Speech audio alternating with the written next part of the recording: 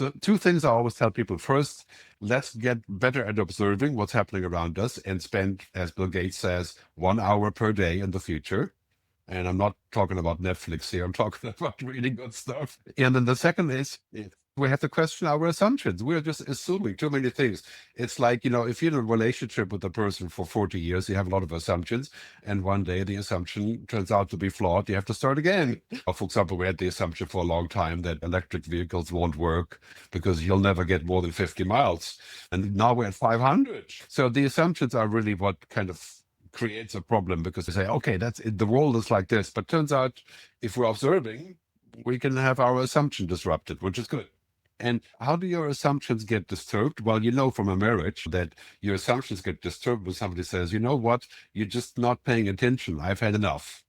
And in business, you drive against the wall. Your assumption is proven to be invalid. Look at Nokia, right?